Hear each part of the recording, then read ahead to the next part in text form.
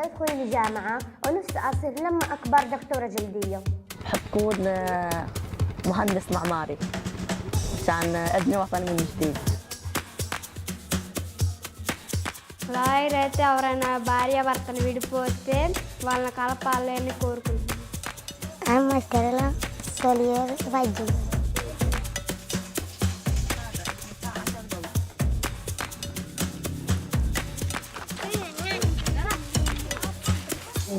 في صعوبة للبوليس. أكبر بدي يطلع دكتور أطفال. دكتور عيون. The boss of the company.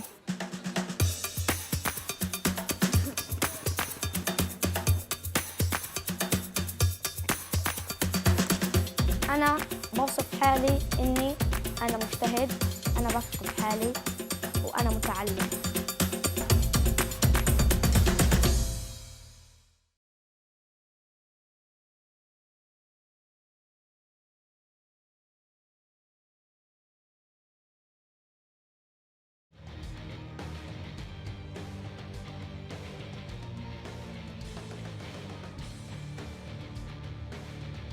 And with that, we are getting ready, getting hype for some Prince of Persia Warrior Within. SpeedDocsAThon live, coming to you with Mekarazium. Sure. Oh, hello. Yes. Hello, my comrades. I got very caught up eating these beautiful things, cucumbers. They are not fractal, but cucumbers are great. Eat more cucumbers. So yeah, you know, I've noticed one thing. So you guys are wearing the shorts, so I brought here mine. The ESA short, because the ESA marathons are cool and etc. This is fine. So with the power of this blessed cucumber and the great one and only Stuart Chatwood, I brought you the art of Prince of Persia Warrior Within speedruns. So I'm gonna show you the speedrun of it. At least the fastest difficulty, the fastest category, the fastest everything, because real cucumber gamers don't use slow strats. So with that in mind, let's go. Timer starts in whatever seconds there is, at least like 7 or 8, I don't really care, so let's start on 3. So the timer starts in 1, 2, 3. So, first of all, there is a little tutorial section that kind of explains what we have to do, how we have to do, etc, etc, etc. This section is a little bit boring because we have to kill a specific amount of enemies with a little combo we have here that basically consists of cancelling one of the attacks we have with a jump. And that little jump we have here actually makes everything faster. After killing a specific set of enemies, around like 7 I think, it doesn't matter, we are able to proceed. Because this game was released a long time ago, this game has a pretty cool graphic, but it also has some banger music, so prepare your head banging necks and embrace the movement of this game. The complexity of the movement of it is a little bit like interesting, because the major part of the game, of the trilogy, we're gonna be side-rolling. In Sands of Time, in Warrior Within, in Two Thrones, side-rolling is the way, or just regular rolling. So with that in mind, just be sure that you're gonna like the side rolls, because if you don't, well, try to look at the side rolls from the other side. The other side is the fact that side rolls are the fastest thing in the world. If it's faster, why shouldn't I do it? It's like obvious, any person speedrun. This is the first boss, Shari. Shari doesn't like us, but it doesn't really matter, because we're gonna use a specific cycle that allows us to skip her first phase by getting all the damage from our secondary weapon. That's the clash. There's one more. Good. So the reason Shari went so quickly is because we used a secondary attack parry. Parries in this game are kind of broken, but their damage you get from the parries is completely dependent on the type of the weapon you use. Because every secondary weapon in this game has its own durability stats, its damage stats, and some like unique effects, something like that. You need to get a specific weapon from the very first enemies we've killed. There are 3 different variations of the weapons, so you have an axe and you have 2 types of the swords. We got the weapon we need, so that's why we got it done. So then I'm gonna do some magic, and hopefully this magic won't fail me. All are lost. Why do I call this magic? Because technically we've lost our good primary weapon, and now we are only have a stick. So with this stick we can't really do much. That's why we're gonna bribe this crow to do some black magic. You know, I like black magic, like an actual black magic. I like debuffs, curses, and I also like... Yo, Mr. Crow, how about you hit me? Thank you. So, what I've done here is something special. Like, whenever I talk about black magic, I don't talk about real cucumbers, I talk about fractal cucumbers. So this is a real cucumber. I'm gonna show you a fractal one, like, in a couple of minutes. As of now, what you should know is that I had to get this hit on this specific crown, on this specific crow, against this specific ledge, for reasons I'll explain a little bit later. As of now, what you have to know is we are gonna try to plan our movement in a specific way that we don't get a specific animation. I have one quick donation and one little theory, if you don't mind. Okay. House Test gave $50. Thanks for having me at SpeedDocsAThon. Sorry for not singing. I hope this token of appreciation is enough as apology. Oh, it's way more than that. Love the show. Let's save the children. And my theory, side rolling is the fastest thing because, of course, cucumbers roll on their sides. Right? Right, my comrade. Keep it that way. So yeah. Technically, right now we are stuck in, let's say, in a state of teleporting. So teleporting state is a state where you exist and don't exist in this specific realm of a Prince of Persia reality. So it's a very tough concept to explain. So let me just show you a couple of things.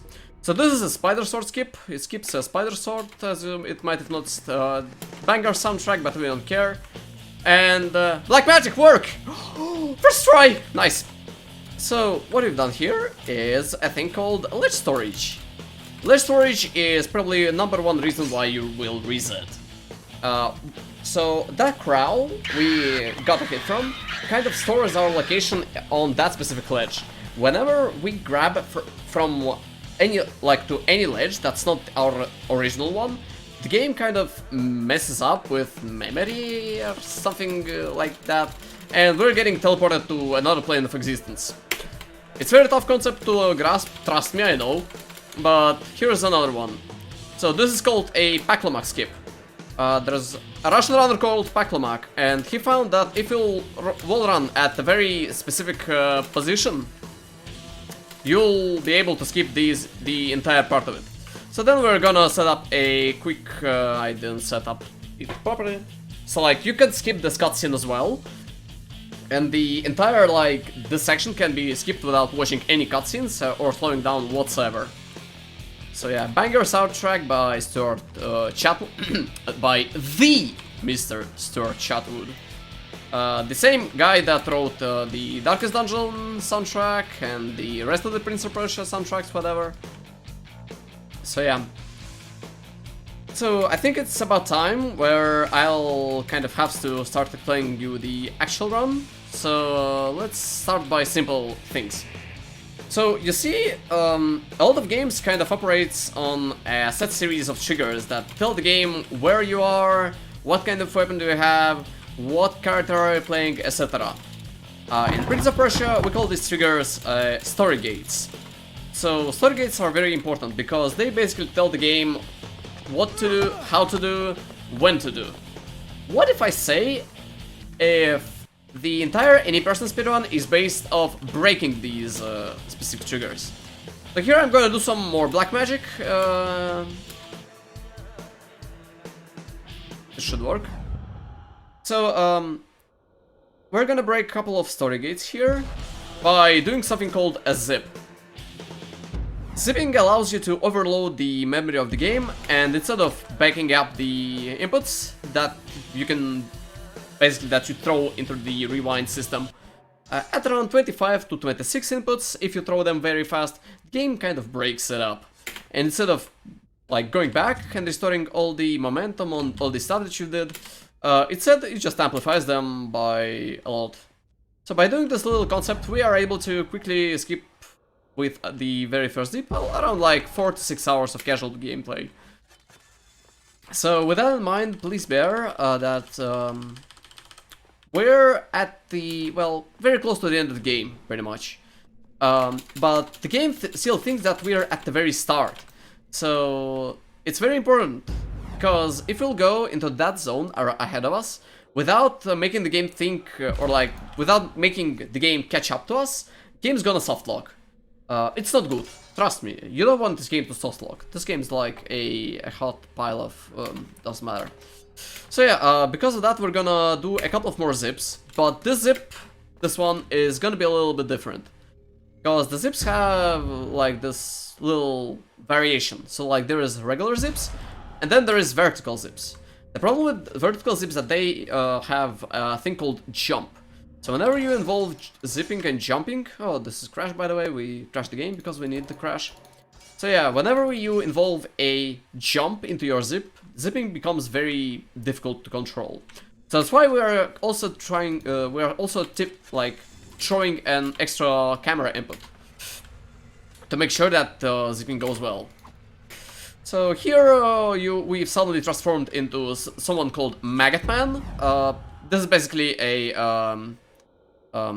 very fast spirit of ours. Imagine that, like, yeah. And while in this state we are regenerating sands, and we're literally at the end of the game. So next we have this beautiful thing called Scorpion Sword pickup. We need Scorpion Sword to end the game, because if you don't pick up the sword at this specific place, it's gonna take like around 30 minutes to pick up. There's a subcategory, hidden one, called Stick Percent, because we start with the stick and it is possible to finish the game with the stick. It's just gonna take 30 minutes.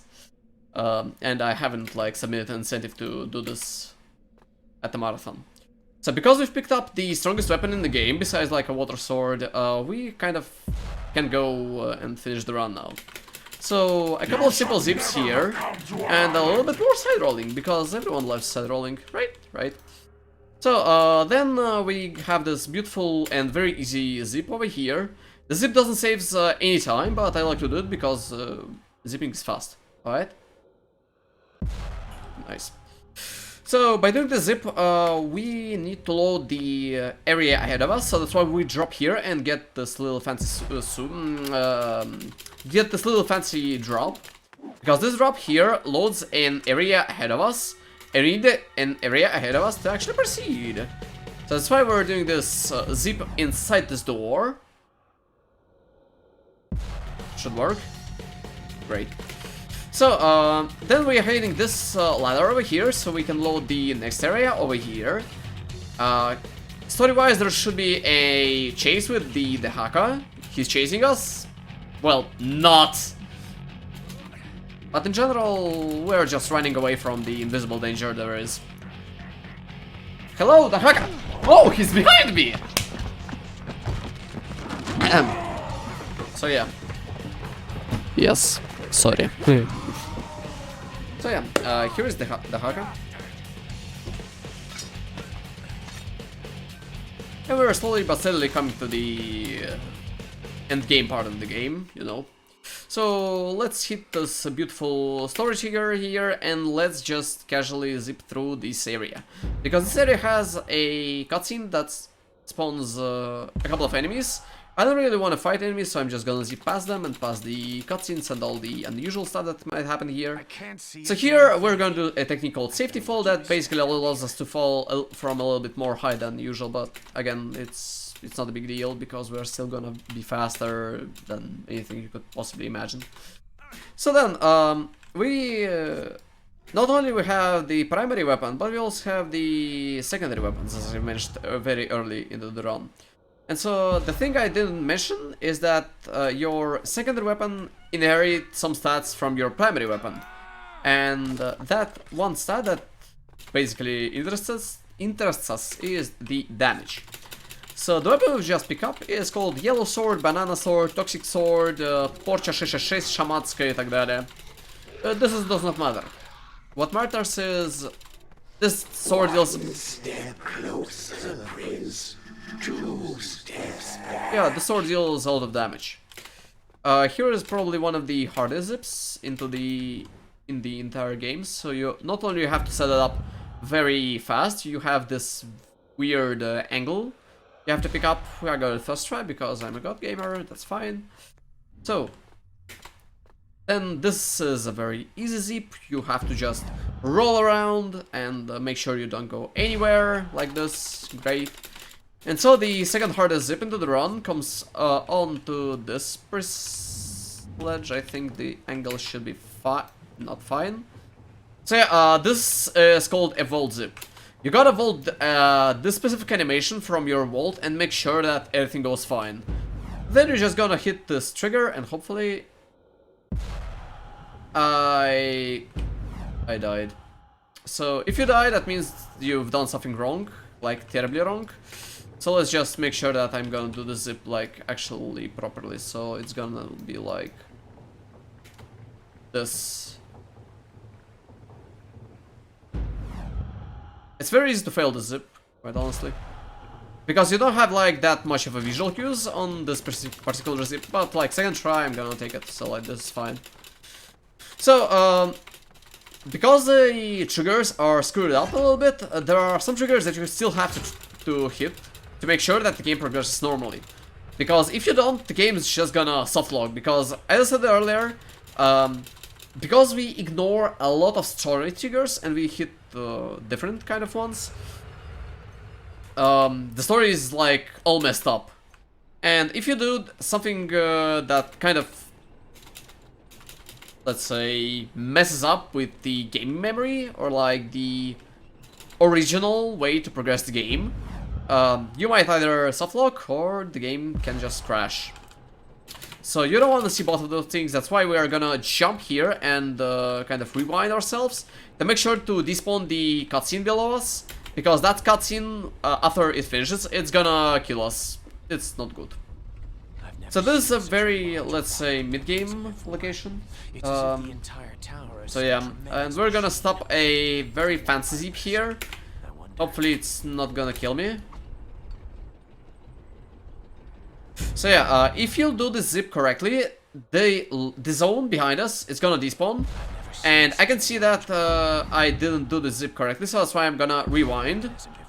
Once again, please. Come on, get back. Great. It's not good, but let's see. Okay, I'm gonna wait a little bit so my sense is gonna regenerate. I'm gonna give it another try. Why I realized that I failed the zip is because the area behind me did not deload. Yeah, now it's deloaded, so I've made the skip correctly. I mean, the zip. So yeah, with that in mind, you can see how like flawless the routing of the game is. This run is a little bit old, like it has like some history behind it. I'm not sure why do I have this sound still,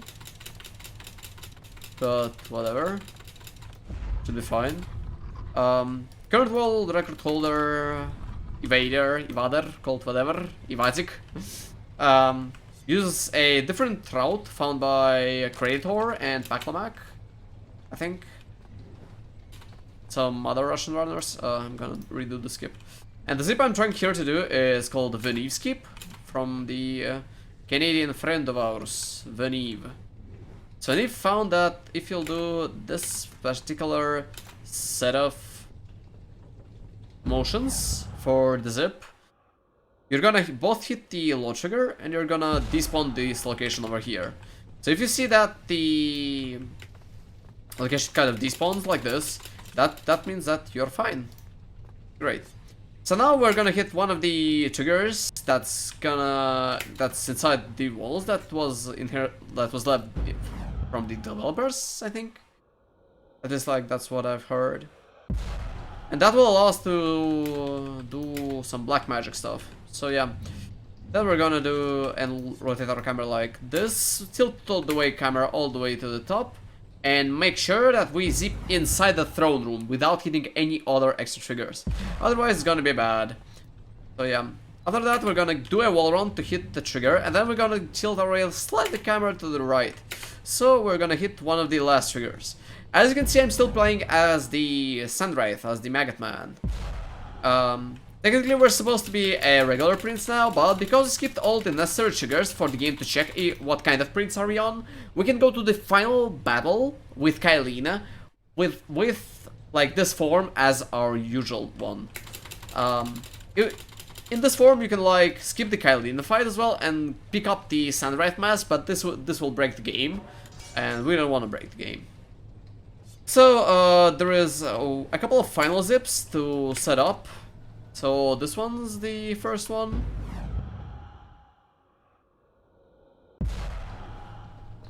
Great, and this one's the second one.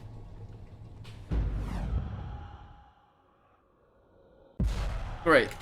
So after that, there is only Kaelina fight left, and let's hope Kaelina fight goes well. Kaelina fight is consistent enough to be consistent, OP. But there is a cycle called triple skip. You see, every time Kaelina changes her phases, she does a tornado attack. Wow, I got a sound glitch. Well, rip. Whatever. So yeah, we can change our fate. This isn't what triple skip refers to a specific set of attacks that you have to execute to skip all 3 tornadoes that exist in this run. So, with that in mind, let's set this up. We're gonna hit her up with our secondary weapon as fast as possible, so that means we have to mash as fast as possible. Make sure she doesn't do us any attack. We have to lose this clash in order to actually do this. Oh no! We screwed it up. Rip. I came a little bit too close to the attack, and we failed the triple skip. So yeah. So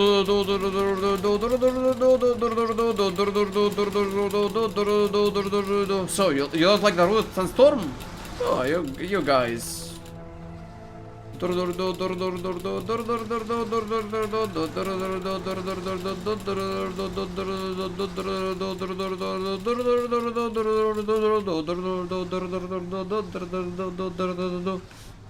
Alright, we're just gonna time her out like You are wasting your time. Oh, I died. Whoops! Don't crash. It crashed. Alright, so because the game crashed and this is not something that was supposed to happen, I think I made a backup save over here. Is this it? Okay. We're not the Sandman anymore, but well, we don't need the Sandman. We only need Ocean Man. Ocean Man? Okay, doesn't matter. So I'm gonna take a little bit slower route here because, well, in case if I need to back this up, because I can't really get another try at making this fight properly, because I'm gonna like I'm gonna overestimate, and I'm not a fan of going overestimate on marathons, honestly. So with that in mind, let's just try to get Kaelina straight up. This time with actual banger soundtrack edition. So you see this thing, like, it's called neck. Be sure to headbang as hard as possible, because the soundtrack slaps. Like this. Go.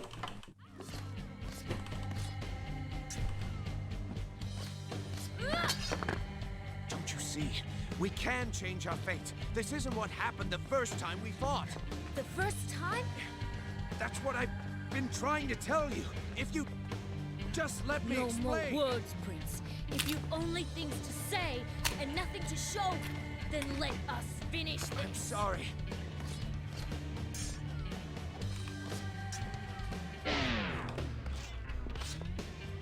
This is not over.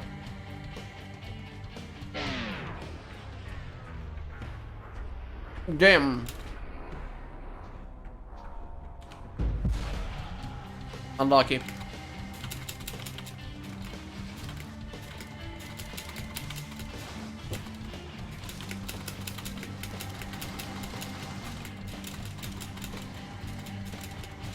Well, enjoy the tornadoes.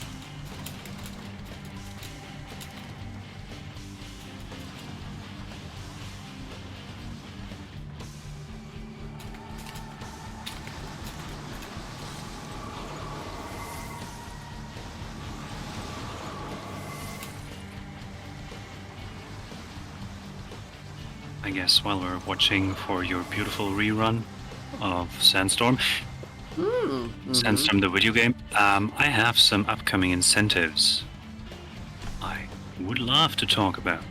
We have Shadow of the Colossus, the 2018 version, coming up later, and for $5 each, there will be a Pet the Horse incentive. The game is run by Tic Tac and Stocky, and it looks like maybe a race or something funny. I don't know. Stay hyped. We also have some file name bid wars for The Legend of Zelda: The Minish Cap, run by our very own Quo, who is not evil at all. We also have ourselves Kirby Air Ride, choose Kirby's color, Mario Kart Double Dash, choose characters. The top 2 will be selected. And for the Minish Cap, there is the file name, 6 characters maximum. Small is currently in the lead with $50. Right behind are Moosh with $36 and Quo with $31. Prepare for the time. Time.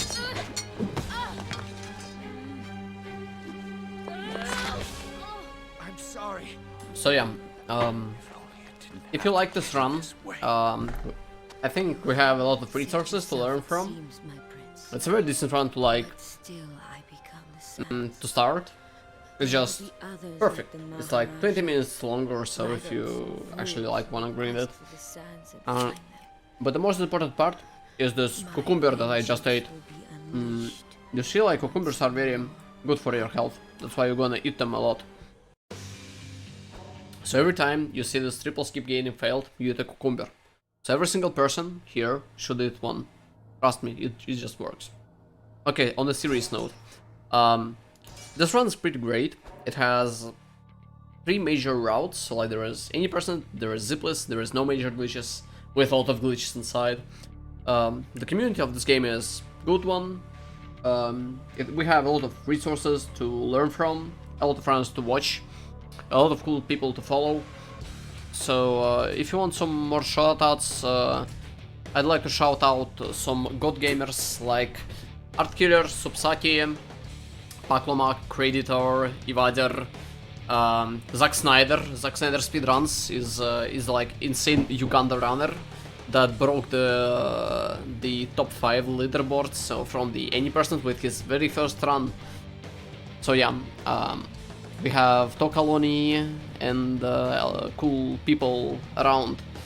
So yeah, with that in mind, I think I have to wish the good luck to all the runners, especially the god gamer Heinke that's gonna show us some good cold Command and Conquer. Yeah, because you know, Kane still lives in our hearts, good hearts. And for you guys, stay cool, eat cucumbers, and run good games. Yeah, I'm Meka. Давайте, бай-бай, ребят. Bye-bye, товарищ.